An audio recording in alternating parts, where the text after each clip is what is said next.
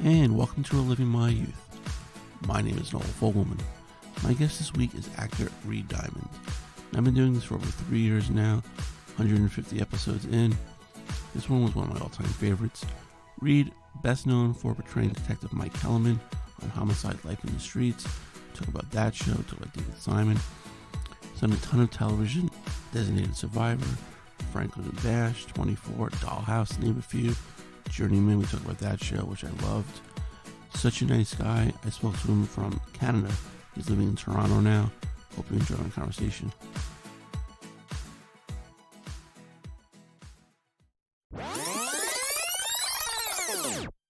Thank you for doing this. Appreciate it. Of course. Yeah. How's everything up there? It's crazy. It's crazy right now. Where are you right now? I'm in Connecticut. Oh, nice. Where? Trumbull. It's in Fairfield County. Okay, cool. Yeah, and I'm originally from Queens, so I travel to the city every day. But thankfully, we've been working from home, and which has been great. What do you do in the city? I work for Yahoo Finance. Right. Yeah. So it's been great that actually, because I have been in the TV business for over 20 years and always had a commute and work in places, but then we're able to do everything remotely now, and able to remotely log into my stuff in the studio. It's fantastic, because I've always had over-hour commutes, the train, driving through different states. Now I get up in my bed, walk over to my desk, I'm there. Right. This may be the new normal, right? Exactly. I don't have to worry about getting dressed. My kids are here, wife, everything. It's fantastic. Exactly. Yeah. How old are kids? 15, 10, and 9 months. Oh, wow. Yeah. So that was planned. I always tell people, but yeah, it's been great just to hang out with them and see him grow and stuff like that. And it's been great. That's awesome. But they're going a little crazy, of course. They just announced today that Connecticut schools are closed for the rest of the year. I think they were the last state to do that. For right. My wife teaches, so she's been doing all the stuff from home as well. So it's a little hectic, but it's good that we're home. What age is she teaching? Kindergarten. Oh, wow. Yeah. So it's good and bad. She doesn't, on a normal day, she doesn't bring too much work home with her, which is great. Right. But she deals, she jokes, she deals with 20, 5-year-olds all day, and she gets home, she deals with, the 3 kids and me, so exactly. It says I'm her 4th child, so. No, I mean, it's funny because there's been so much of it that's been great, and luckily we all get along well.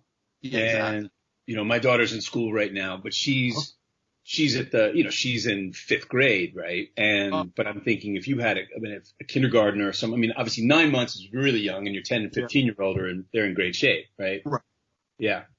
Yeah. It's funny because my 15-year-old, you'd figure he'd be the one, antsy to get out of the house and do things. He sits on his couch, plays video games, does whatever. Right. It's my daughter, the 10-year-old who really wants to get out and, do things, but we'll see what happens, hopefully, they'll start to, lax some restrictions, hopefully it'll be safe, because some places want to just flip the switch and go back to what it was, which you really can't do. But yeah. So how'd you end up in Toronto? My wife is from here. Oh, okay. And, she grew up in the States and then moved here as a teenager. Right. And so she's got dual citizenship. And then, and we've been living in the country. We've been living, about 2 hours north of Los Angeles, out in the wine country outside of Santa Barbara for about 7 years. And I grew up in Manhattan, and we wanted to give our daughter a little city life, but I didn't want to go back to New York, and there was no way we were going to Los Angeles again. We'd done enough time there. A lot of time. Yeah. And then Toronto, I love Toronto. It's a doable New York. Right, in a way, right? And it's Canada, so it's 15% nicer. 15% more polite. Yeah, exactly. Yeah, I went up to school in college in Buffalo, so we would always go up to Toronto, and especially the drink age is 19 there, so exactly. Falls, and I was there with my son a couple of years ago. We did a little bit of a hockey trip. So we hit Buffalo, hit Toronto, and did a couple games. Hall of You Famer. saw the game up here in Toronto? Yeah, Toronto. Went to the. How much did you pay for your tickets? Oh my God, we were in the 300 levels, but it was like center ice. But for what we paid, I think it was like. Okay, my wife can't hear me. About 300 a ticket. It's crazy. No, and then this night before we were in Buffalo, second row, $100 a piece. No, I know. Because I grew up, I used to go to the Rangers at Garden, right? And I remember you get tickets for $12, right? Yeah. Right. But we also remember, you go to Shea Stadium and you sit up there and you get tickets for $9 or whatever like that, right? But so I'm doing a show here. I'm doing Designated Survivor here, and so this is right during the last election, so it's 2016, and I go, I really want to go see a hockey game. I want to go see the Leafs, and so I called my friends, and I said, who lived here, I go, hey, I'm going to take you to the Leafs game. They're like, I don't know if you are going to be taking us to the Leafs game. I am. Don't worry about it. So I call up the cheapest seats, the worst, are $90 each. It's ridiculous. Yeah, it's not worth it. I know. But, but now, so I mean, I just have to cozy up to some lawyers or some people who've got a nice corporate account, and then I can go watch with them. Yeah. You should have hit up Kiefer. I'm sure he has some connections, right? I don't want to be in his debt. I know. Right. It was funny because I used to work for ESPN, and this was, I think it was 2003, we did the Stanley Cup Finals. Right. And that was, I think, the year that Kiefer narrated the teases and stuff like that. Sure. Yeah. So, he came into the truck, and it was just like, oh my God, because I mean, 24, all-time favorite show. Just seeing him, and then meeting of all people, Bill Goldberg, the wrestler. Right, Goldberg, yeah. We were during the game. We ran over just to catch a little of the game, so we go pick up a hot dog. All of a sudden, I turn around. He's standing right behind me online waiting for a hot dog. It's like, you don't expect to see, freaking big Bill Goldberg, who's a football player, just huge. Right. Like, hey, what's going on? He's like, how you doing? I was like, that's okay. So cool. Yeah, it was really cool. But yeah, you mentioned seats are just ridiculous. I grew up an Islanders fan, and, obviously a little cheaper than Rangers, and just going time was, $12, $15, right? Especially with student ID discounts and stuff like that. But it was just and they're getting a new arena, so I'm sure the tickets are going to be, through the roof in a couple of years again, but nothing quite like Toronto. Yeah. No, I mean, I guess they're the most expensive ticket in the NHL. Yeah, they have to be. Yeah. Right. Which makes sense. But I just thought it'd be more egalitarian because it's fun. Like I've gone to a Jays game here, and it's completely different. Watching a baseball game up here is a whole nother world because everyone sits down the whole time. Yeah. And they're very polite. Of course, it's so cool. It's great. Exactly. Yeah. Right. Yeah, because we used to make trips up there to see the Yankees, and we always used to joke that if you sit in, the first base side, you can have a conversation with someone on the third base side because it was so quiet.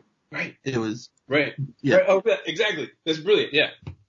And for years, I've been going to Dodgers games, not to see the Dodgers, but going to see the Mets when they'd come, or going to see whoever my friends were, because no one's from LA. But it was always really intense because you were always going to get into a fight or a fight was about to happen, right? Because, no one is from LA. And then the people who are it was not so I didn't enjoy going to baseball games. And then for a long time, and then going here was great. So now I'll definitely take my daughter to a Jays game. Yeah, exactly. And everyone's nice there. It's great. Exactly. Any of that stuff. Yeah. But being a Mets fan, I'm sure you love Citi Field. Oh, yeah. Yeah. I'm a Yankee fan. No, I mean, I haven't been. Oh, you haven't been yet? Oh, okay. I haven't been since Shea. Oh, okay. Yeah, No. Yeah. Yeah. So Citi Field is beautiful. It's like even being a Yankee fan, I love that place more than Yankee Stadium. It's just like a regular baseball park, And that's what's great with the new ones. Yeah. But they tried to. It started to feel more intimate when they came up with all the new ones in the 90s, and you started to be able to it was pleasant. You could get a decent beer, but still, my favorite is to go to Single A, and I was just shooting down in Winston-Salem. We were shooting in the ballpark, and they gave us the ballpark this summer, and then you go, it's $12 for a ticket. Yeah. Still. And then it's $6 for a giant local beer. Right. So you're getting a good beer at a good price. And then you can actually see the game. You can see what everyone's doing. You can get into it. It's a much more enjoyable way to watch baseball. Right. There was like an independent league team in Bridgeport, Connecticut, which is like 10 minutes from our house. Right. Right to the minor league hockey team, which we have season tickets for. And we would always go to the, baseball. Like you said, it was for a family of 4. You can go spend $50, everything. They have inflatables for like my daughter to do, But unfortunately, that team moved to North Carolina. Right. Now it's good. And for what we spent for that day, you can't even pay for parking in Yankee Stadium. Yeah. But it's the same thing. Like in my business, it's like, when someone wants to go see a musical on Broadway. Right. Of course. I go, yeah, I mean, for $300 a ticket or more. Yeah. Right. Something's got, there's no way you either have to pretend you enjoy it or, it just has to be life changing. Right. But it's going to be interesting to see what happens post all of this. Yeah. Whether, how many people are they going to put like every other seat, especially in Broadway, because everyone's so packed in. Like, I don't understand what they're going to do. It's really, really a shame. Yeah. I mean, I don't know. I mean, obviously the hope is that, everyone can get their test and their antibody test, and then we'll know. And then you just go in. Because the social distancing thing isn't going to – I mean, they were saying on the planes it doesn't matter, right, if you keep that middle seat free, because it's still the guy behind you in front. Sports, right. Yeah. On that seat, yeah, exactly. And in sports, you can play sports in front of an empty field as long as it's on TV. They're not going to perform on Broadway for an empty, theater. No. So I wonder if they're going to just do like live streams of those. And I mean, who knows what they can do. I mean, I know. I mean, for me, obviously, like, I don't want to really watch anyone's Zoom show right now. Right. But there's going to be something for a while where we film from home. I don't know. Right. I don't know. Yeah. It was funny because when they did that concert a couple weeks ago and everyone was saying, oh, this is our generation or this generation's Live Aid. And I laughed. I'm like, nothing was like Live Aid. No, nothing was like Live Aid. Yeah, it's like, I watched every second of that thing live. It was like brilliant. I interviewed a couple weeks ago a backup singer for David Bowie who was on with him, and she was saying just looking at Wembley Stadium with 70,000 people, it was just like unbelievable. And you watch Bohemian Rhapsody, that was the best part of the movie. It was a Live Aid performance. Right, of course. Yeah. Seeing that, and it's just like nothing is going to top that. You can say, oh, this was this generation of Live Aid. No, it wasn't. No, you can't even. Well, also because it's hard to what do they call it? Gen explain what it was like. You didn't have the internet, so to see all those bands, see everyone together, and you had to watch it live. Right. And it was so. I mean, I watched every second of it. And then Phil Collins gets on the Concorde, and right.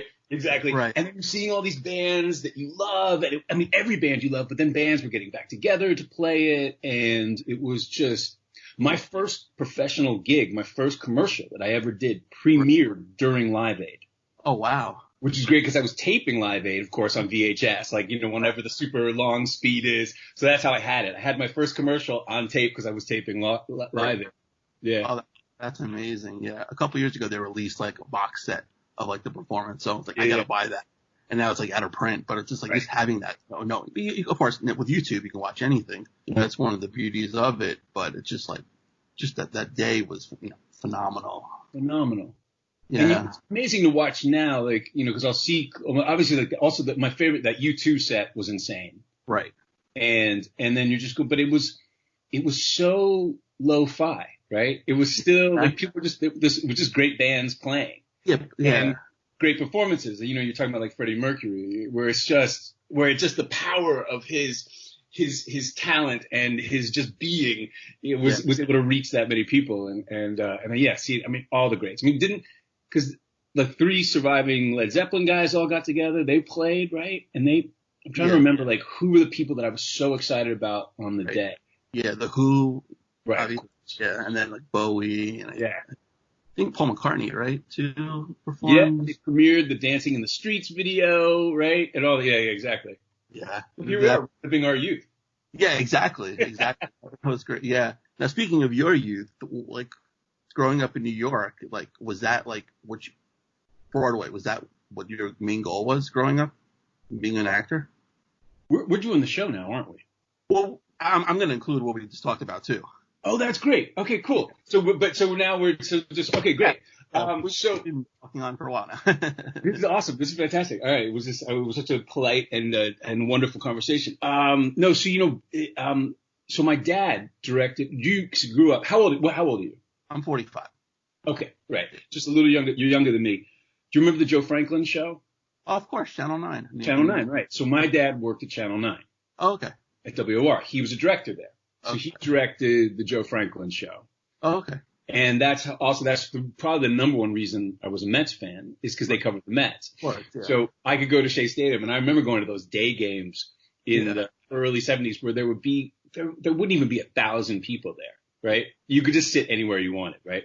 And the only time people come, so I remember coming to see Hank Aaron hit, and that was the only time it'd be crowded when there was somebody exciting from out of town, right? But so my dad directed the Joe Franklin show, and the Joe Franklin show it's great now because with YouTube, because I'd be able to go back and watch some of those old ones because they weren't, and seeing what most people are probably familiar with the parodies of him, Billy Crystal doing it, and even like some of the SCTV stuff, like the Sammy Maudlin stuff has that element of where but what Joe Franklin had this amazing gift of making everyone seem like a star. So you could have a star. You could have Bing Crosby in the chair, and next to him you'd have like Danny Trevino from Bayside, who was playing in some sort of bar band, and they were all on equal stature, right? And it was just a love fest. But so Joe got tickets to all of the Broadway shows. Okay. And if it wasn't for Joe, I probably wouldn't have seen anything. But he would give my dad, we'd get comps to all the shows. So we got to see so many plays and musicals. And that's definitely where I knew I wanted to do it. I remember the first musical I remember seeing that I just fell in love with. I was probably 7 and I went to see Pippin. Okay. The original cast of Pippin. Yeah. And then, but then the show that I saw that changed my life, where I knew for sure it's what I wanted to do, was I got to go see Sweeney Todd. Oh, okay. Yeah, and I was really lucky because I got to go twice. I got to see both not both the original cast, but I got to see both, Angela Lansbury and Len Cariou, and then see Dorothy Loudon and George Hearn do it. But I just remember just that magical feeling of being in the theater and what they'd done is they didn't have the curtain across. Usually when you go into the theater, the curtain's across, you don't know what's going to happen. And it was open on this bare stage with this incredible sort of ironwork, this industrial revolution, 19th century London. And then the steam whistle blows and the show starts, and it was just so magical. So, yes, Broadway, that's definitely was my first love and what made me want to be an actor. Right. And obviously your father and your mother approved, right, of your levels? Yeah, I was very lucky. I grew up in this building on the Upper West Side where my dad still lives on 93rd Street. And we were referred to as the Bohemian floor. My father was by the landlord, because my father was a television director. Our next door neighbor was Malachi McCourt. I don't know if you know Malachi, but his brother's Frank McCourt, who wrote Angela's Ashes. And then in the third apartment was Stanley, hairdresser from up the street. So we were the Bohemian floor. Right. And there were a lot of there were a few people in the theater business in our building. But yeah, my parents, when I said I was going to be an actor, it didn't seem like a ridiculous life choice. I think my mother had come to New York to be an actress, and I think my father had always wanted to be an actor. And he sort of, since he stopped being a director, he's had a second life as a cabaret singer. So he's performing shows at Don't Tell Mama once a year, and he just won Best Male Vocalist at the Manhattan Cabaret Awards this year. So it wasn't an outrageous proposition. Right. Oh, great. Yeah. How long did your father direct Joe Franklin show? He directed forever. So he was Joe. So I think my dad probably started at the station in the late 60s. Okay. And he directed The News at Noon, and he directed Bowling for Dollars and the Catholic Mass once a week. And then he always directed the Joe Franklin show. And he was Joe's director for as long as I remember. So from the early 70s until Joe went off the air sometime, I guess, in the mid 90s or early 90s. Right. So did he hate the move to Secaucus? He hated the move to Secaucus. Look at you. Yeah. So because the old, do you remember, do you know where the old WOR station was? I used to work down the block at MLB Network, which was the old like Janeway factory. So yeah. Oh, but I'm saying, you know where they used to be in the city, in Manhattan? Oh no, not the city. So, no. so the old WOR was right there at Times Square. It was right at 42nd and Broadway.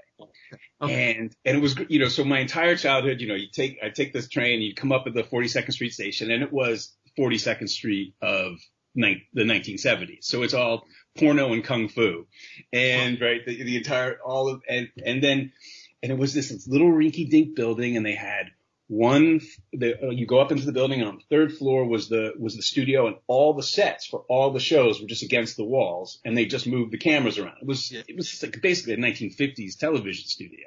So obviously Secaucus was definitely a move up, probably technologically, but charm wise, it felt, it's much more Mad Men in the old studio. Yeah. Yeah, of course. Yeah. Oh, I hated that drive to Secaucus. It was just the worst. Yeah. Yeah, of course. Yeah, exactly. Just, something about being in the city just is, the charm of it, And I think my dad I think it did break him because he lost all of his shows he had a very bad habit of telling his bosses, that they didn't know what they were talking about. And so a lot of his shows went away except for Joe, because Joe said, Bob will always be my director. And, so my dad's time at the station was done when Joe's show ended, and then he went to work at the Metropolitan Opera for 3 years too. Yeah. Right. Okay. Yeah. Yeah. I mean, usually the higher ups don't know what they're talking about, but yeah. Yeah. Usually, he's a fucking idiot. Usually, yeah. It's not a great plan. No. No. Yeah. And definitely, something I've been able to learn from. Right. No, of course. Yeah. Right. Yeah. It's good that he was, and it's part of the business, so you can actually pick his brain. He was masterful, because I used to love, there was nothing sexier than watching him work, because it was live, they would shoot Joe as if it was live, but he shot a lot of live television. Right. So I remember, you go into the control room, and he was the boss, and everything was analog. He'd have a stopwatch in his hand, and he'd be timing, he'd be camera two, and watching him conduct that live television. And I just remember it was like being at mission control, right? It was like watching the space program. And I just always remember being in awe of him, and everyone sort of looked up to him, and he was the master of that domain. So it was a very exciting place to be. And then, because I was the director's son, I got to sit in the control room, and it was all very exciting. There'd just be different phones, and the producers would be on the phones, and, guys, running. So it was an exciting time. He had his own little headset, which seemed very magical. And it was probably all like World War II surplus, right? Nothing, no computers, nothing like that, right? And, but it was a magical time to be alive. And I feel, the show's like reliving my youth, and I feel like we got to live in this really interesting time, this sort of crossroads, this analog digital crossroads time, which was, I remember being a kid, there were still subways from the 40s with the wicker seats. Right. On some lines on the east side but then you still had all of the modern things that were coming in. You had, your video games, but you still had an analog and a digital world. And so, with music too, we grew up where everyone had to get together in a room and record, and then saw it all change to where we can all record our album from our houses separately. Yeah. Right. Yeah. Exactly. Have you done any voiceover work, cartoons or any animation? I have. Yeah. I've done a bunch of cartoons, and I've done a lot of voiceover work. Okay. So obviously you could just. Yeah. No, it's great. And I'm doing a lot of stuff from home. Yeah. So, and that may be the only income coming in for the next few months. Yeah. No, that's gotta be rough, I'm sure. It's strange. I mean, obviously my hope for this time is that we come out better, right? That's there, because there's certain things that I think have to change, but it's, it's also interesting because you always sort of fantasize about living in interesting times. Yeah, and exactly. Then to actually find yourself in interesting times, you have to see what you're made of, and you can think about and talk about who you are, but you get to see who you really are. Right, because I always, and then as an actor, I find it really fascinating too, because I think you tend to romanticize past dramatic periods in history where you go, okay, World War II, everyone came together, right? They must have all come together. And Right. then you realize, oh no, probably a lot of people didn't come together. Probably a lot of people going, how can I make money off of this World War II thing? And how can I, take advantage of this time? So as a student of human behavior, I find it really fascinating to see. I mean, obviously we're in a bizarre political time, but not necessarily unprecedented. No. So it's a dual-edged sword. So it's exciting and interesting to live in interesting times, but it's also fucking terrifying. Yeah. You're probably in that regard happy you're in Canada. Well, it's interesting. Like I say, the Canadians, I think it's just 15% nicer, but Yeah. I mean, it's how long we've been in this for 6-7 weeks, right? And you can already feel people going, all right, enough. I can't take it anymore. And I'm checking out, right here, the thing that's really interesting in Toronto is there's been this rash of stunt driving, and you hear them all night. So people just like ripping up their little souped up Hondas and just going 200 kilometers an hour down the highway. And in fact, the Ontario Provincial Police, the state troopers here, have been posting the radar gun readings, and they're all over like 200 clicks an hour, or 200 clicks an hour, and you hear them all night. They keep us up, but so that's interesting. But then I've seen, it'll be interesting to see, how much more we can take. I mean, financially, I don't want to get political, but it's like, it's bringing into sort of stark relief, the inequalities. Yeah, no, absolutely. Right. And also, as my wife points out, we don't make anything anymore. Right. So so now you're seeing, those supply lines are a little, they're tenuous, and we can make gloves. Let's make some gloves. Let's make some masks. And, so hopefully, I mean, I'm optimistic that we'll come out better, and we'll think about this differently, and how, maybe reinvigorate the middle class and have jobs here where we actually aren't just all in the service industry.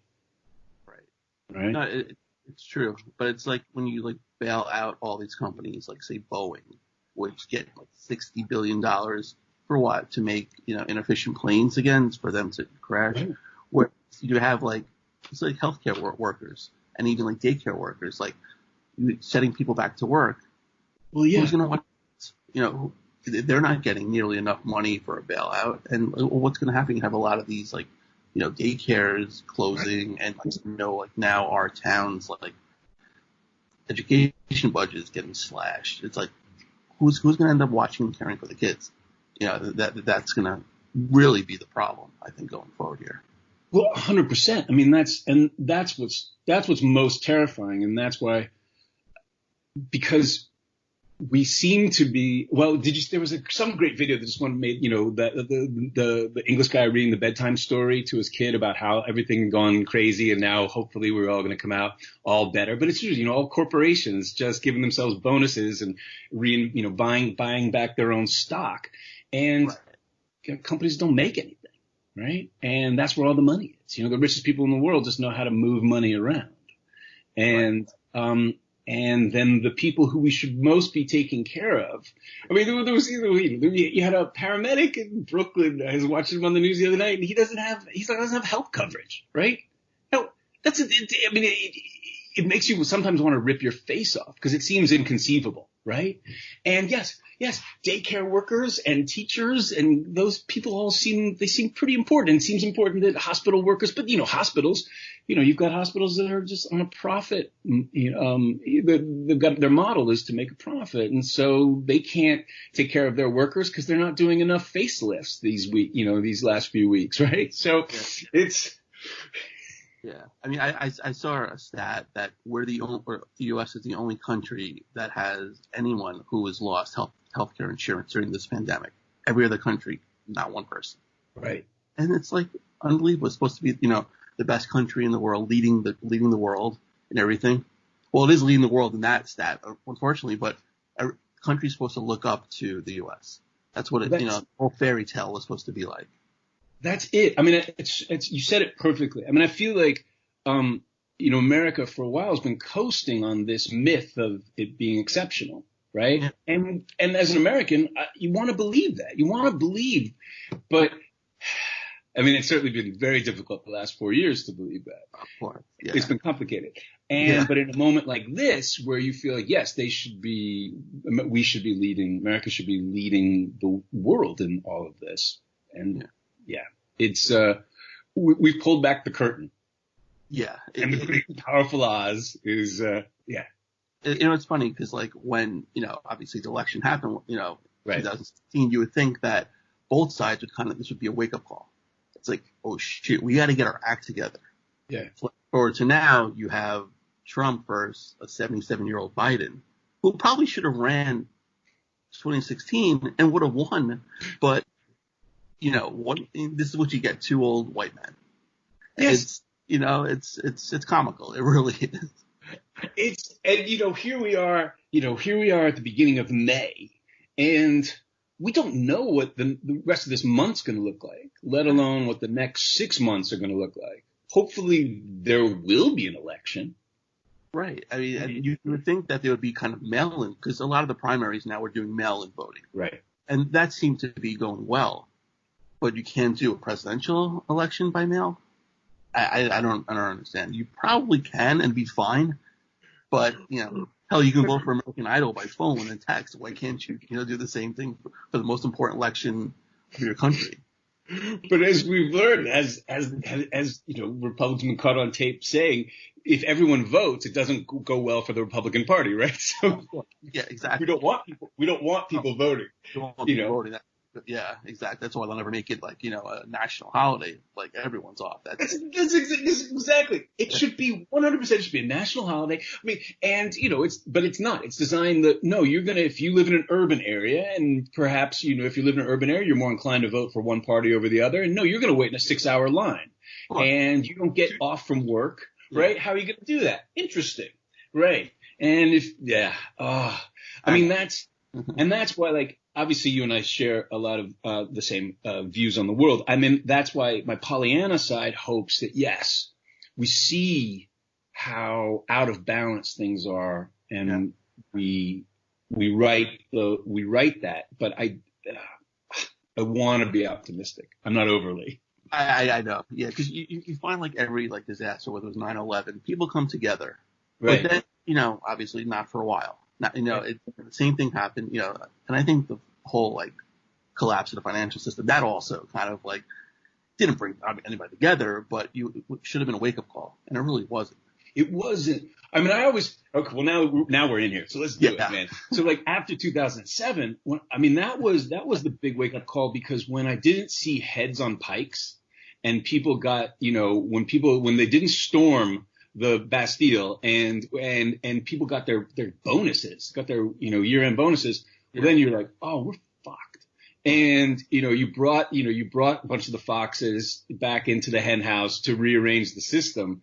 And now it's just gotten, what's interesting too, I think the most dangerous part for me of this isolation was that I find myself more and more plugged in online. Right. Because you don't really have that outlet.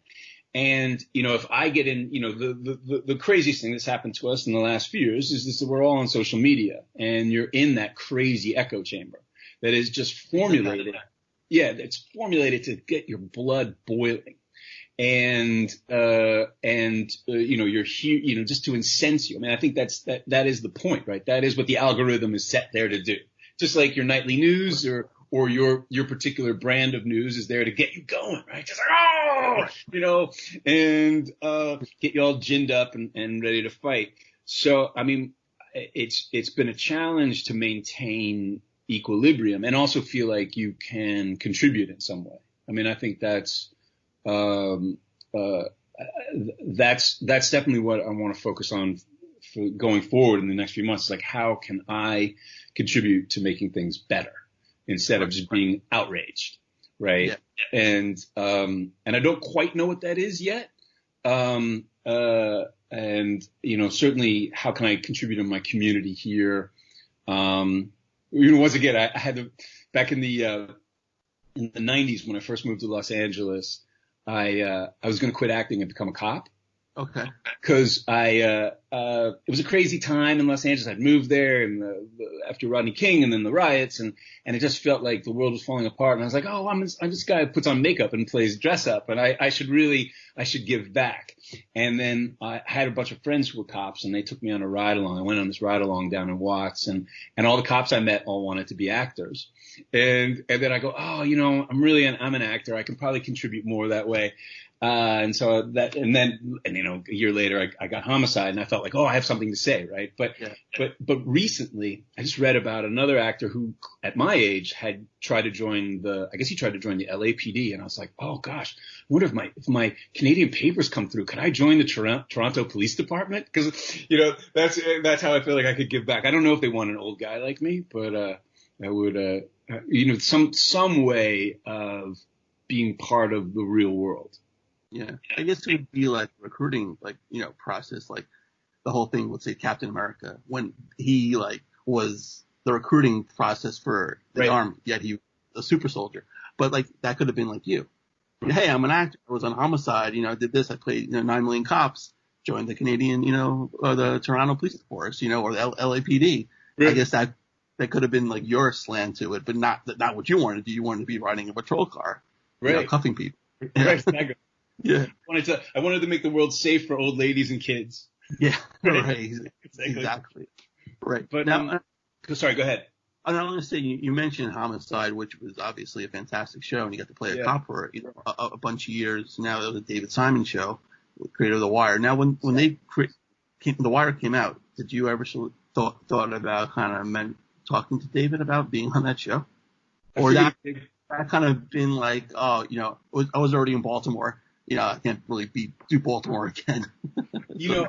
Had they called, I certainly would have done it. But I mean, The Wire, The Wire is definitely, I think The Wire is my favorite TV show of the last 20 years. Right. And what I loved about it, because with Homicide, obviously when we did Homicide, it was this hybrid time before Netflix or HBO existed, right? So you didn't have, so networks were still making, trying to make the best shows possible. So there were great dramas. And I feel like and you feel free to disagree with me, but I always feel like the last great network drama was West Wing.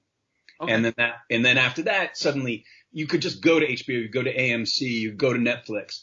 But so with Homicide, we were able to do everything except just those things you couldn't do on network television. So we were able to tell the story. We just couldn't use the vernacular per se.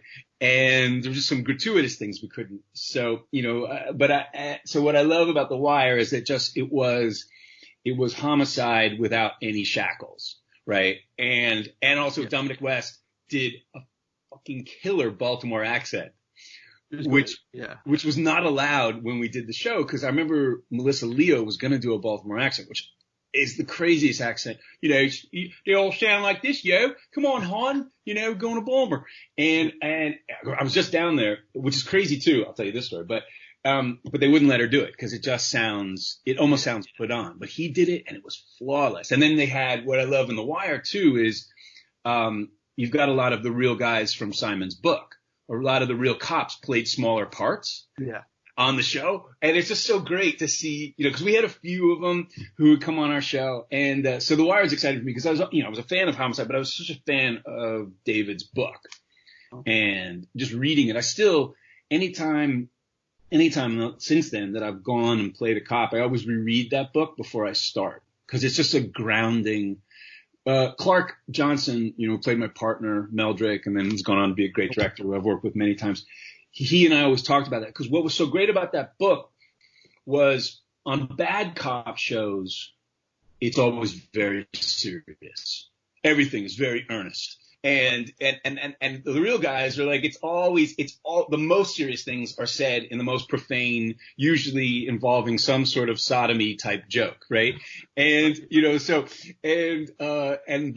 just a great way to communicate. And it's also it's a truism about how people, I think, usually under great duress, who are seeing very intense, horrible things, choose to deal with it. That sort of gallows humor or whatever, that darker comedy. And so it's always when you're playing a character who's in that world, I always find just being reminded of that level of humor and intelligence is a great, asset.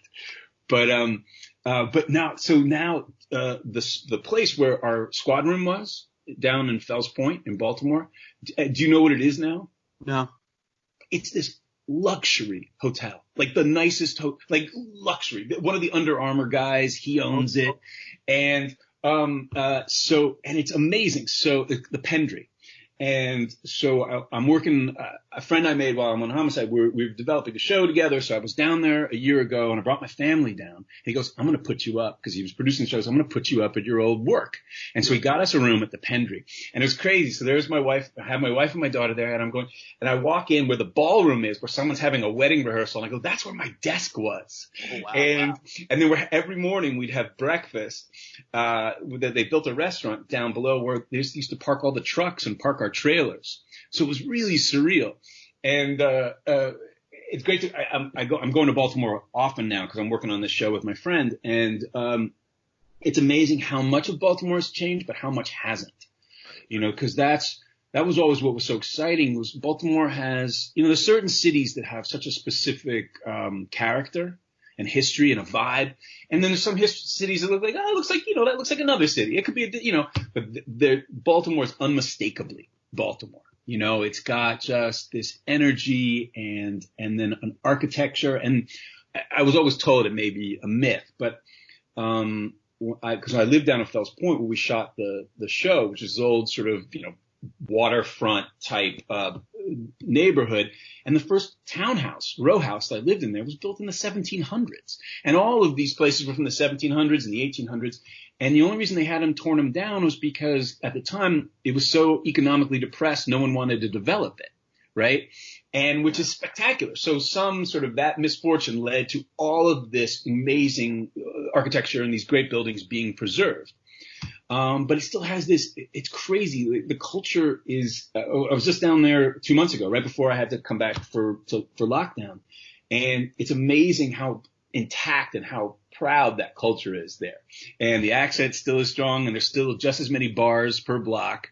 But anyway, you're talking about The Wire. Yes, I would have loved to have been on The Wire. But it's definitely my favorite show of the last 20 years. Like a perfect. Yeah. I go down to Baltimore a lot for games at Camden Yards. We used to do a lot for MP. And just taking Amtrak down there. So you kind of see The Wire in real life, pretty much all the band, projects and stuff like that, and end up in the waterfront, which was, made up, beautifully. Yeah. And just, it's true. But, the David Simon, because I know obviously the book is a lot different from the show, because there's only so much you can do on TV and post to the book. Was he okay with the show? He was part of the show. Yeah. So he was, so I came on I came on season 4, but the first season was 6 episodes. I think the second season was 12 episodes. The third season was their first full season. And then I came on right after all of that. And so I believe in the first couple of seasons, they did a bunch of stories that were in the book. Adina Watson and all that stuff was in the book. And then when I was there, he was a writer on the show. He wrote some of my favorite episodes. I mean, there were so many great, and he wrote the episode where I shot Luther Mahoney. And because I remember calling him because I remember it was such a well-oiled machine, which is so different than TV now. You have your little mailbox in the office, and the day you started shooting an episode, in your mailbox would be the script for the next episode.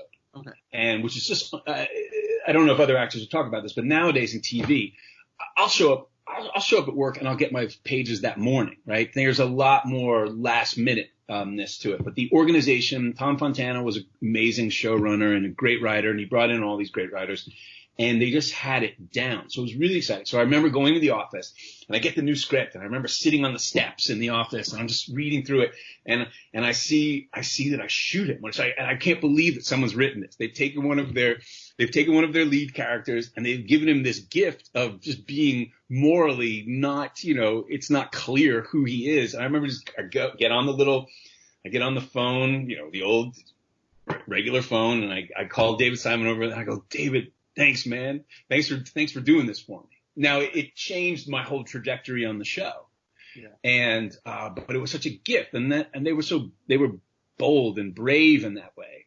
In a way now, you would expect that on an Ozark or something like that. Now, I mean, certainly the paradigm has shifted, but in those days, in the mid '90s, very rarely. I mean, Magnum killed somebody, right? Was it season 3 or season 4? And I remember that being amazing, but it was very rare that you would place your lead characters and make them morally ambiguous. And as an actor, that's all you want. You don't want to, you want to have all of those colors and all those layers and that depth. And it was really exciting. I mean, it made, and I think it made it complicated for them, because they were like, what do we do with him now? And how do we forward the story? But it was so David was he wrote a lot of my favorite episodes. I'm trying to remember. I don't know if he wrote the Lunch Bandit one. Maybe he didn't write the Lunch Bandit one, but I feel like I remember having a conversation about one of those episodes in the kitchen. But so I think he was down with it. And then he brought Clark on to direct the pilot for the Shield, and I mean not for the Shield, he did direct the Shield pilot, but for The Wire, and he was there, and then ended up being an actor in the 5th season or the final season, right in the newspaper. Yeah. I'm so good at Montana, fellow Buffalo State side. That's right, exactly. Right, of course. He did the commencement speech when I graduated, so I was pretty excited for that. Oh, that's cool. Do you remember what he talked about? I don't, but because a lot of people weren't, I wouldn't say too excited, because that point I think Oz didn't start yet. So maybe the third or fourth season of Homicide, I think that was when it was going on, and I don't remember what he talked about, but I don't think it was the next year when my wife graduated, it was Avery Brooks. And it was like, oh my God, because he had such a presence. And being a Star Trek fan as well, just oh my God, that was awesome. Because he just commanded. College? We got set up on a blind date. And she's a year younger than me. So I was a freshman at Buffalo State. She was, senior at Regal Park High School in Forest Hills. And we got set up on a blind date. I was going back to Buffalo the next day. Right. And, we went on a date, and she keeps joking because, what was I? I was a broke 19-year-old going back to school, had no money. So we're driving around, went to Taco Bell for lunch, of all places, right? Right. And she always makes fun of me with this story. I happen to have a coupon in my wallet for free nachos, which, I used. Right. And she always to me, it's like, you took me on our first date to Taco Bell with coupons. And I'd say, you're still with me. Right? I wasn't trying to impress you. I was just being myself. Yet you're still here, right? 3 kids later, right? A house later. So it was pretty funny. But yeah, she ended up going to another school when she graduated, Regal Park, or Forest Hills, I should say. And, she transferred to Buff State. So we lived up there for a couple of years after graduating. That's amazing. We made the move to Connecticut. That's great. Yeah, it's, so together we're married for 19 years. Yeah. And together for over 25. So I love that. Yeah. That's great. So she always jokes about, the whole Taco Bell, It worked out. Yeah. I forgot what anniversary it was, but I got her flowers and I went to Taco Bell and I bought her nachos. And I left the nachos next to the flowers on the table. So she kind of got a kick out of that one.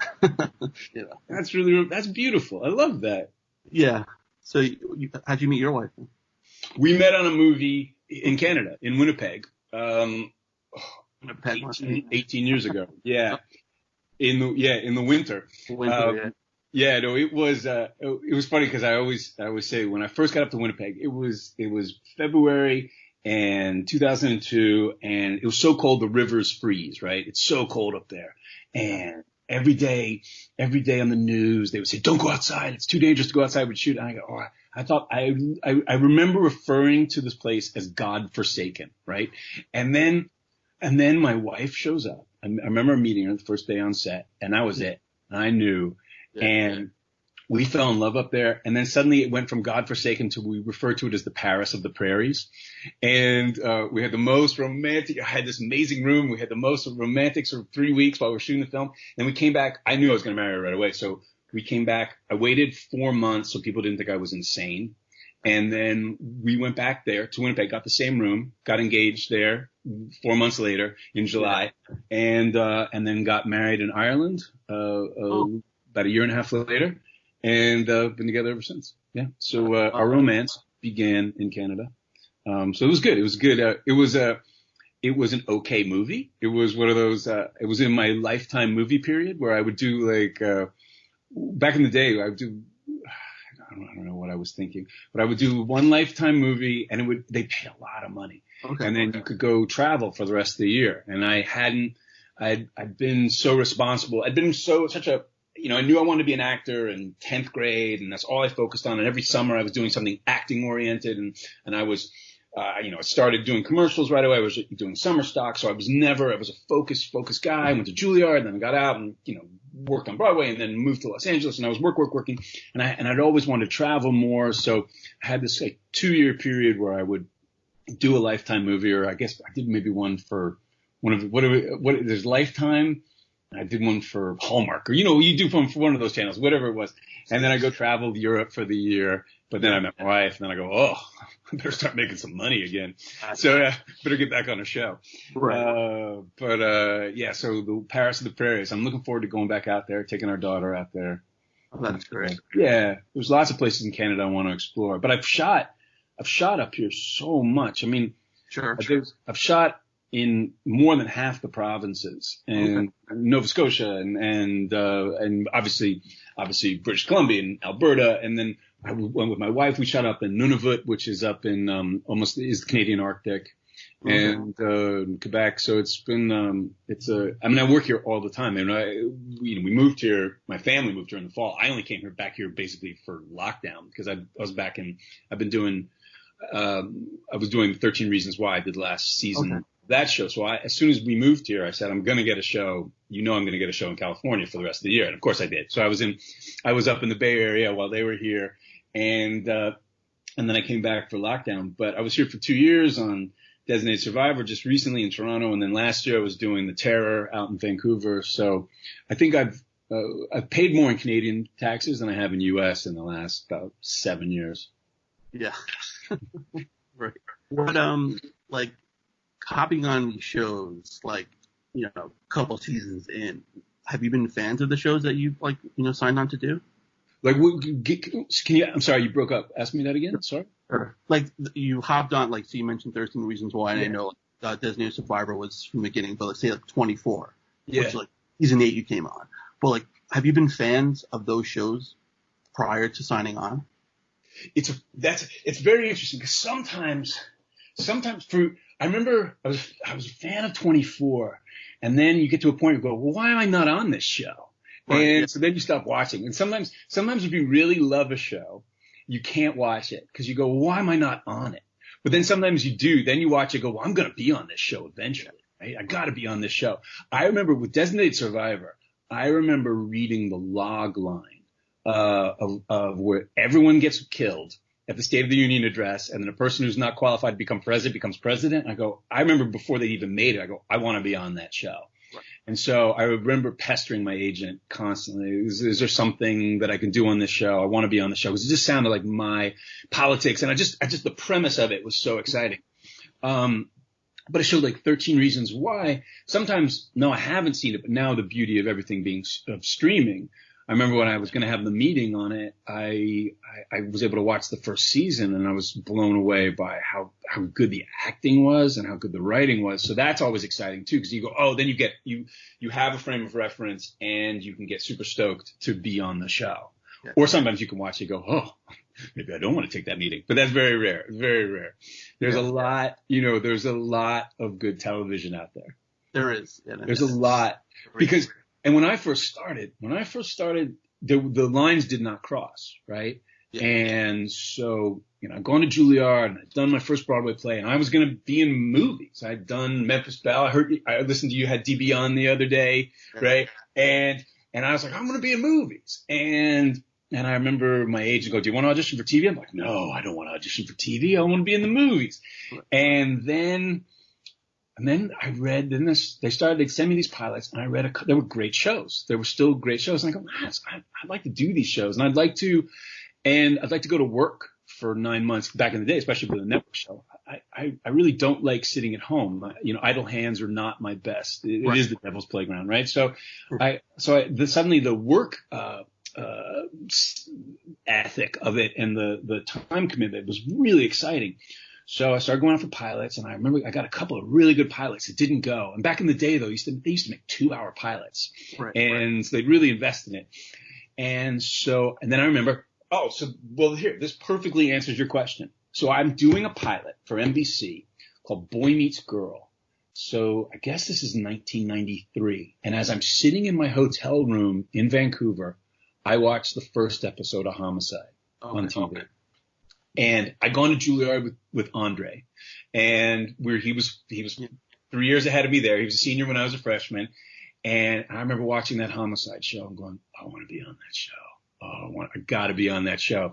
And when I decided to not actually become a police officer, because I realized, I think you're an actor. That's what your spirit is. That's your talent. But my dream is to play a cop truthfully. So that was my goal, was to be on a realistic cop show and really get, whatever, to display, portray that person's life authentically. And then I remember when that audition came, I remember them calling and saying, they're adding a new character to Homicide. I'm going, oh God, if they'll take a blonde, blue-eyed guy for this part, I'm going to get this fucking part. Right? Because back in the day, every time I'd audition for things, when I finally started auditioning for television, they have these, you know about the breakdowns where they describe the character? When they do casting, they describe the character and they sort of say who they want. So everything I ever went up for was, because he was the hottest thing at the time, they go, we want a Johnny Depp type. Okay. Right? So I remember early on, I'd say to my agents, I go, please don't send me in for the first round of auditions, because let them see all the Johnny Depp types. And then if they don't want the Johnny Depp type, then let me come in near the end. Right. And that usually worked out for me. After they'd seen all the Johnny Depp types and hadn't quite found the guy they wanted, I'd get in. But I remember to this day, I remember going to that, Homicide audition and seeing all these actors who I knew, and everyone wanted it. And we were in some trailer off of old Burbank NBC studios. And then I got to have the meeting with Fontana and Barry Levinson when it went further. And it couldn't have been, it was meant to be. I mean, and I could not have been more excited about any gig, getting it out of the gate. And I think it was funny too, because I think we showed up with different ideas about why I was there. Because I think at the time when they added me, I think in retrospect they were going for they were going to youth it up maybe, or add a little, I don't know. I wouldn't say 90210 it up, but I think they had some ideas that I was going to be more romantic, kissy face dude, and they didn't know that I'd aspired. This was my Serpico moment. I wanted to have my Al Pacino playing a cop moment. So I brought all of this I've been literally studying. I'd read every book there was at that point on real life cop lives, and I hung out with only cops. So I had this perspective on it, which I think at first, when I sort of balked at some of the more, because I remember they referred to me initially as his vision for the character was a frat boy with a gun. And that quickly went away. Yeah. And then we found, and he ended up becoming, without question, my favorite character I've ever played, because I so closely identified with him, and it was painful. It was a painful time in my life to do it. It was, I remember when I knew I was going to do my last episode and handing in my gun and my badge for the last time. And I cried, right? Because it was saying goodbye to that guy who I loved. And, it was an amazing journey, because yes, when I first came in, I remember too, the press destroyed me when I first showed up. When I first showed up, they were like, who is this guy ruining the show? And I remember the Baltimore Sun, the local paper, drew a caricature of me that made me look like Moose from Archie Comics, right? I was just like, this big, just thick-necked doofus. And then by the time I left, then the Sun wrote this beautiful, like, 2-page article saying goodbye to me and how the show wasn't going to be the same, right? And so it's, it's why it's good not to read your press and not pay attention to what anyone thinks, and just like go in and do your job. And I've been lucky, it was a crazy time. And have you had anyone else on from the show, from Homicide? Not yet, no. No, yeah. So it was a truly chaotic experience, right? There was a lot of it was the Wild West. I'll say that, because we were in Baltimore. No one from NBC was ever going to show up. So right. There was a lot of, now I say with great romantic hindsight, there was just a lot of very bad behavior. There was a lot, we worked hard together and we played very, very hard together. And everyone went, people went through marriages and through, substances, and it all found its way into the scripts. So anything that you would reveal, because we'd all hung out, we'd be drinking with Tom in the bar at 4:00 in the morning, and where we shot, we had the pier, and then we'd go right across the street to Cooper's, which is our bar. We didn't actually drink at the waterfront, the one in the show. We drank next door at Cooper's, and I just saw Patrick, who owns Cooper's, the other day. We'd all drink there, and then we'd all come back the next day. And so anything you'd revealed, it would find its way into the scripts. And there might have been some knife fights, some gunplay, but now, which is great. You talk about reliving your youth, and it's been a long time now. So anytime, I think that's always the best thing. Like, if you run into someone from high school, right? Yeah. Whatever petty grievances you had or whatever injuries you feel like something's changed, and you have a perspective on it, and it's all it has a romantic sort of sheen to it. And now, Clark and I stayed friends forever, but anytime I run into anyone from the show, it's always super exciting. And you remember the craziness, but it's all mellowed with time, like a fine wine. Right. It's the beauty of it that you don't have a smartphone back then to worry about getting that fun and social media, because that probably would have been pretty bad. Well, thank God. Thank God we didn't have a smartphone for anything. Right? I know. Can you imagine having one in college? Oh, God, no. It would be ridiculous. Or could you imagine what you would have written on Twitter at 4:00 in the morning, several beers in? Like, it would have been, no, your life would be over. Job interview and, seeing like 20 tweets in front of you, what you said. It seems to be, as parents, that's probably one of the most valuable pieces of advice that we can pass on right now. Is like, do not put anything into that world that you don't want to live with for the rest of your life. Exactly. No, we had Polaroid cameras. That was bad enough. Yeah. No. In fact, now that you say that, that was Tom Fontana's gift to everyone. He always gave them Polaroid cameras. So maybe he, see, it was to incriminate yourself. Yeah, right. Right? Yeah. So there was evidence. Yeah. Now you're home now, obviously. You flip through the channels. Yeah. One shows, movies comes on. Do you sit and watch it? Can you watch yourself? Yeah. It's funny. My wife, who's a really talented, is much more talented as an actor than I am. And, she started as a kid too. I started as late teens. She started even earlier teens. And she was saying to me, she caught something she'd done, Queer as Folk. And she was watching it the other day because they were doing a reunion on Zoom. And she goes, oh, I wasn't as bad as I thought I was. And I go, that's my experience, because I very rarely, and I think this is probably true for most actors, most of the time, everything I do to this day, often, you're beating yourself up in the car. You're driving home, or you're getting your hotel room that night, and you're like, oh, that's how I should have played the scene. I was terrible. There's so much just self-laceration. And every time I go back and something pops on, like I wouldn't seek myself out, but if it comes across, you go, oh, I why did I waste all those hours or days or months kicking my own ass? I was great, or I was really good, or that was, or it's always that thing, like, when you look back at pictures of you, it's like anyone, if you look back at pictures of yourself, you probably had a very low opinion of yourself, and you look back and go, I wasn't that ugly. Why was I so mean to myself? So, yeah, I mean, Homicide doesn't come on, right? Because no one streams it, right? Yeah. But if I come across, like, what did I come across? I come across some old Judging Amy the other day. One of those ones where you're like, I wouldn't seek that out. I go, not so bad. I mean, there's a few where I go, pretty bad. I did this, because I did this Hallmark movie with Jessica Lange right after I got out of Juilliard. And I'd gone off to do Memphis Belle after my second year of Juilliard. And I made this movie for 4 months and then showed right back up at school. And I probably should have just never gone back to school.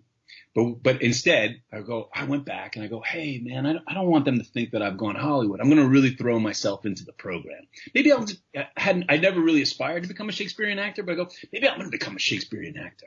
So I really worked, and I worked on my voice. And I see this Hallmark movie that I did with Jessica Lange, and I was acting so much. And I had a voice, and I spoke up here, and I was like, what the hell was that? So there's every once in a while you go, all right, the way I always talk about it with, so when you're trying to talk to your kid about, like, because she wants to go in the family business, I go, there's things that I could have done better, but I tried to do my best, right? I've failed big, like, every once in a while. Because I remember, like, on Homicide, Andre had this ability to be so larger than life, but it worked.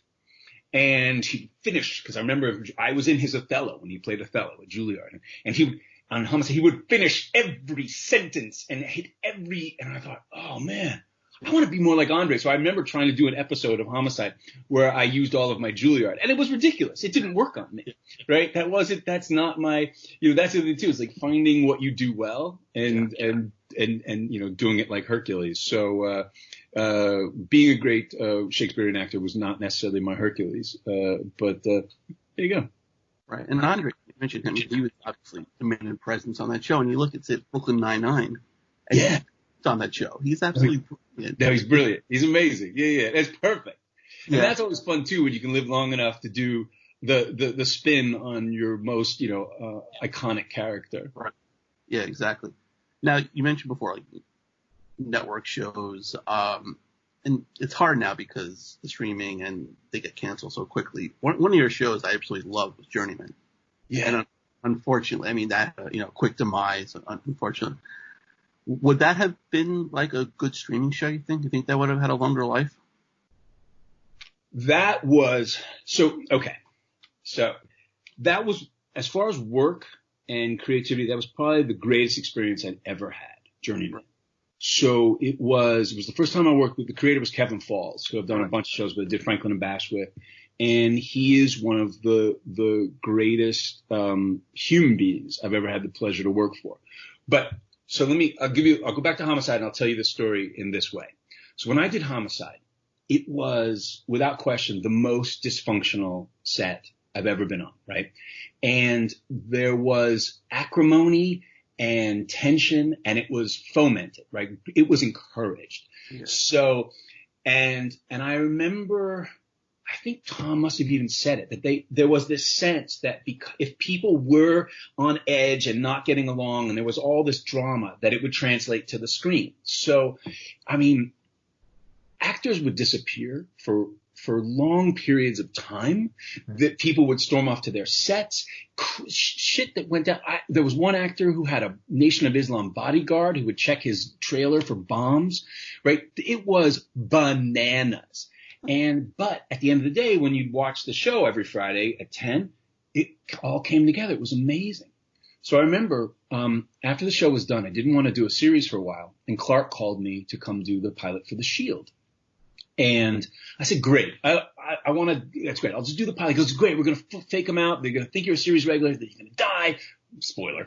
And it's the point of the show. And I remember, so I show up and I go, great, because that's all I want to do. And everyone was so nice. All those guys, Chickless, all those guys are so nice, and they're all getting along great. And I'm going, this show's gonna fail, because I thought it had to be acrimonious. And then I remember seeing it all come together, and I go, oh, maybe I'm wrong. Maybe I've learned a horrible lesson. Maybe it can all be great. Maybe you could all get along and still make a really intense, amazing show. So that was a huge sea change for me. And then cut 2 years later. So I'm on Journeyman, and that was one of those shows where there wasn't one asshole in the bunch. Like not anyone, not the guy, not one driver, not one, a painter, no one. Everyone was amazing. And I wanted to play. This was another one of those that I'd waited for. I was a huge fan of Rome. Okay, yeah. Remember Rome on HBO? So Kevin McKidd was the star of that. And I remember my wife and I would watch that every week that it was on HBO. And she goes, you guys got to play brothers. You guys look like brothers. And I go, I don't know. Yeah. And I remember it's pilot season, and my agent calls me. He goes, I got a meeting for you tomorrow. It's to play Kevin McKidd's brother. And I'm like, I guess I'm getting that one. And I went in and I met Kevin Falls, and we walked in the room, and it was love at first sight. And that was it. And that show was magical. And that was one of those where the writer's strike happened while we were finishing it. Now, Kevin, talk about organized writers. He'd actually written, we had gotten a 13-episode order, and he'd written every single episode. So they were in the can. So when the writers had to put down their pens because WGA went on strike, we still were able to finish our initial order. But we knew the writing was on the wall because NBC didn't own the show. So we kind of had a feeling. We were on the bubble. Yeah. But I mean, we knew, and I remember our last night of shooting, we filled a trailer with booze, and in between scenes, we just all go back there and have a cocktail and kiss and hug and reminisce, about our tenure together. And we just stayed there all night on the Fox lot till dawn, just drinking, hugging, because we knew it was probably the end. But that was a perfect experience, and everyone feels that way. It's funny, every year, right, when the show premiered, Kevin Falls and I mean, we see each other a lot, but we call each other like, oh man, it would have been 13 years we would run the air, because that was one of those shows we wanted to go for 7, because it was one of those where you just loved being at work every day, and you loved all those people. So it's great. It's great to have those experiences. And certainly since that learning experience that I had on the Shield, I've had pretty much only positive work experiences. And now I know that the best creativity, happens in those kinds of environments. But right now, you said the show wasn't owned by NBC. Now, how did you think you would have had a better chance of lasting? Yeah, I mean that was because often when they're making network shows or any show, right, there's a studio and there's a network. Yeah. Now sometimes they're aligned, sometimes they're the same. The studio is the network, and they're together. But in that case, Fox was the studio and NBC was the network, and they had 2 shows on the bubble, and one of them they owned and one of them they didn't. And I didn't understand all of that at the time. And now it's certainly something I think about when you look at a show. Not that you have that much control over what show you get on, but it's just definitely something to think about in the future. I mean, but that show, unfortunately, I know they released the DVDs in the UK, and someone contacted me from New Zealand, but here they didn't because they couldn't pay for all the music again.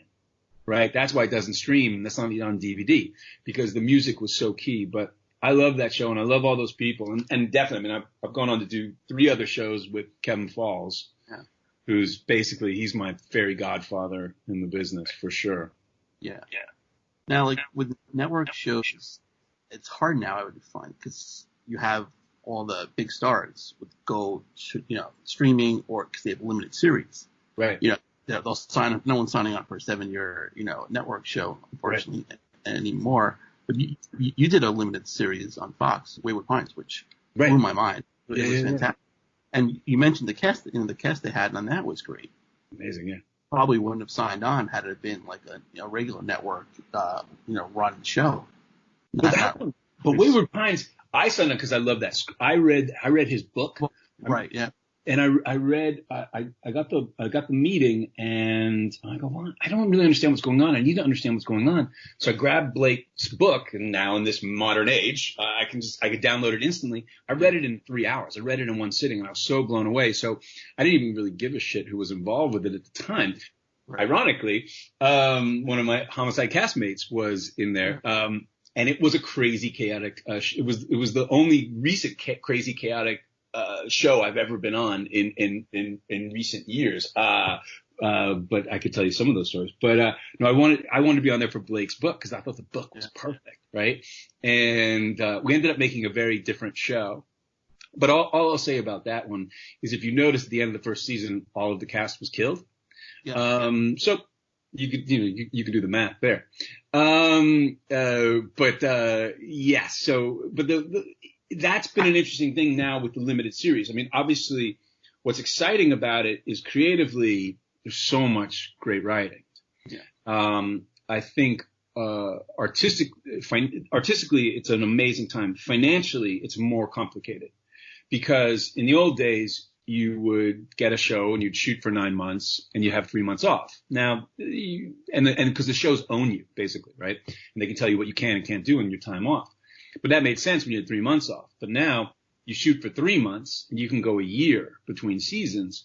So it's been now, for actors like me, people go, hey, oh wow, you're working all the time. And I go, I have to have 2 shows going, or I have to move on to this next show because to fill out my year in a way, because certainly the streaming has been, to our larger political conversation, the middle class actor is done, right? When I started, in the 90s, the middle class actor was alive and well. You could be somebody like me where you go, I know that guy. I know him. I know his face. I may not know his name.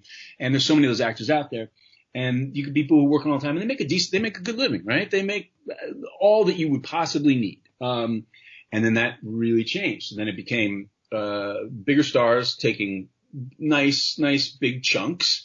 And then the rest of the people are sort of, scale, take it or leave it. So it's been an interesting time in that way.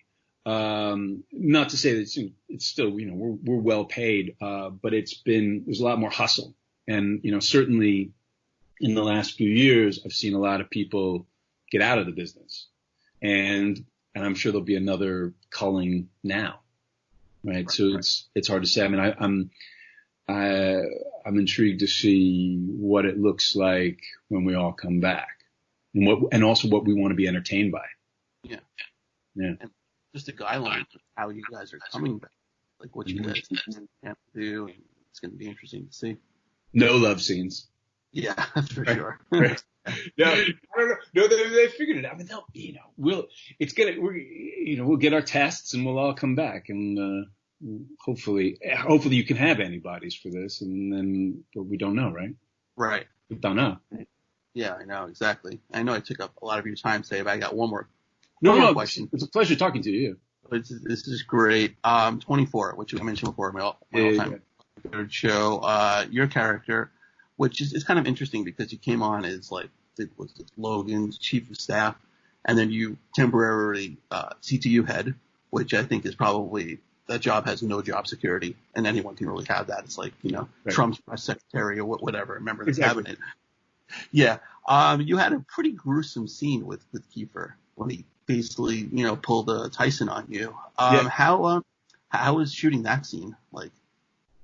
Well, 24, it's funny. 24, as we said, for years, I remember they had their offices were way up in Chatsworth, where their studios were. Now, Chatsworth, I don't know how familiar you are with Los Angeles, but it's the upper northwest corner of the San Fernando Valley. Right. And Chatsworth is known for 2 things, right? It's where Roy Rogers had his studio because of all those round rocks, and it was the epicenter of the porn industry. Okay. Right. And so Chatsworth is always a good improv punchline. But you would have these meetings. You'd go out there, and I'd go out there for a few years and to play whatever bad guy or whoever it was they were going to add.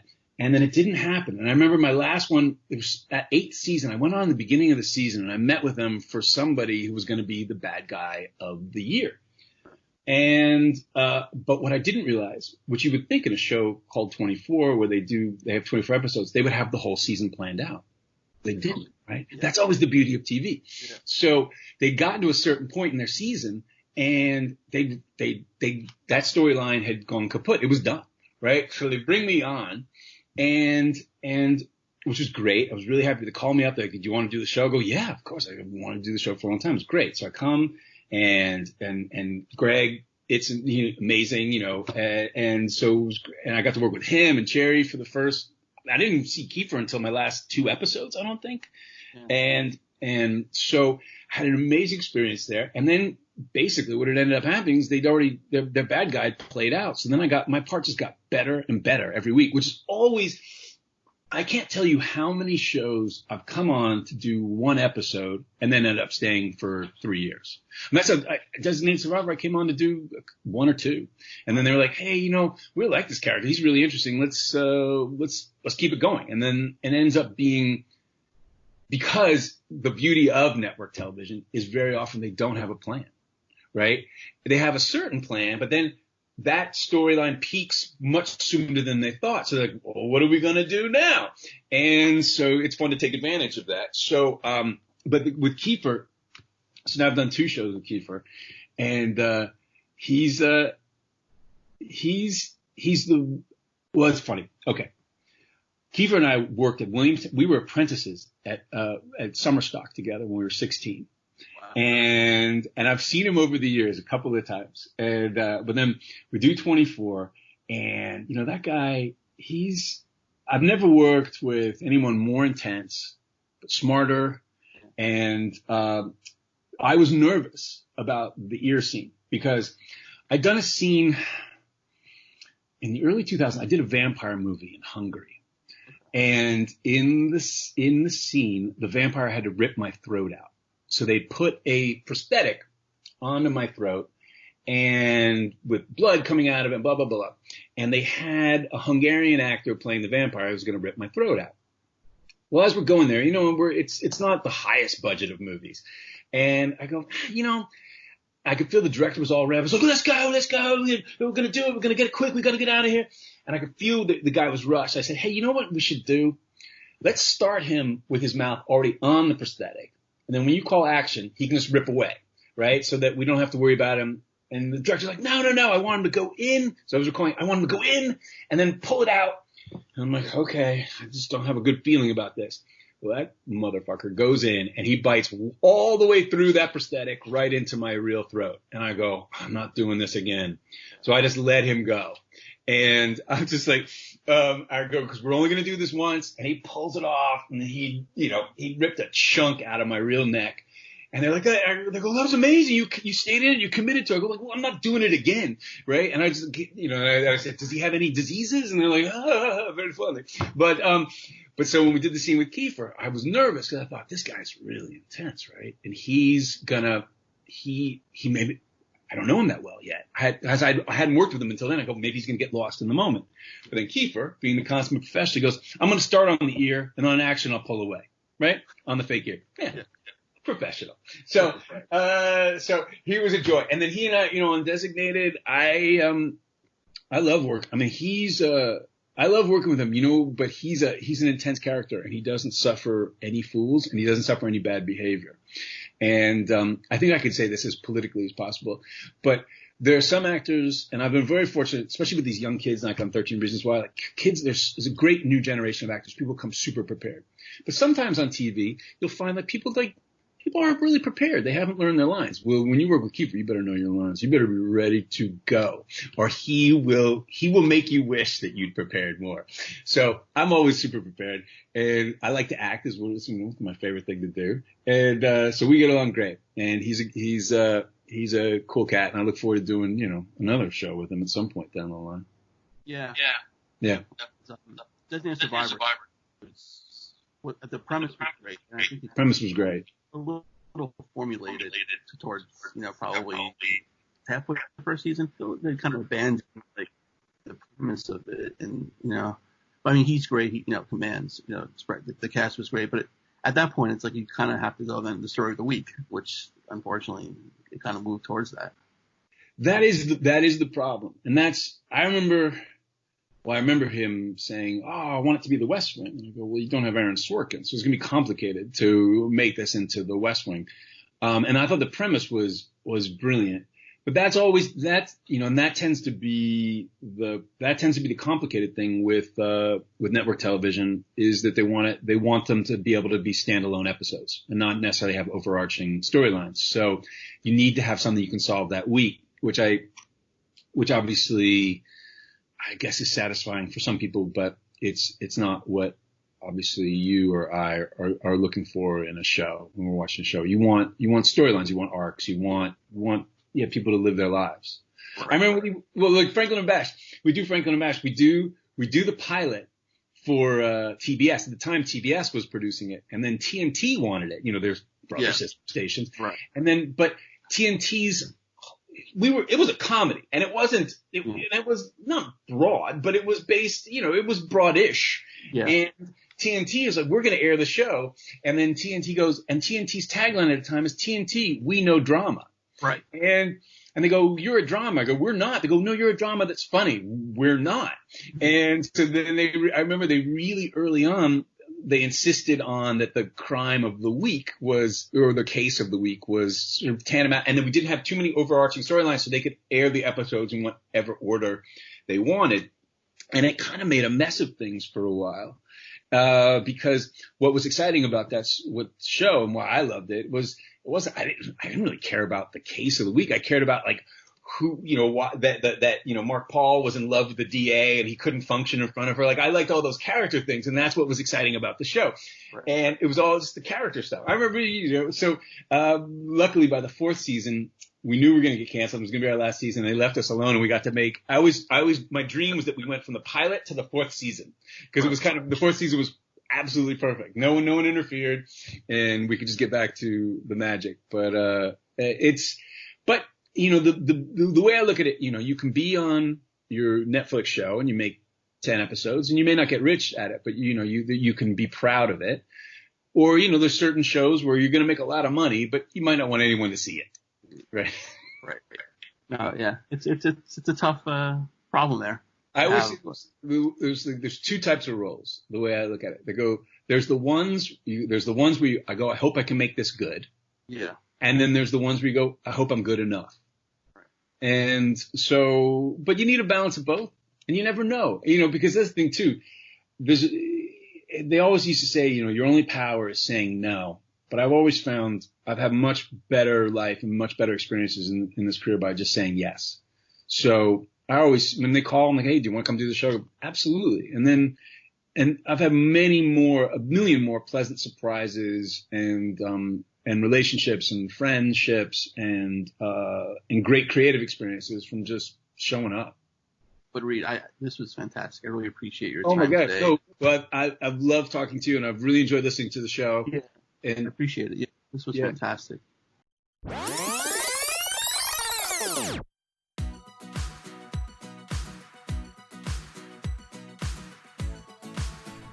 And a special thanks to Reed for joining me today.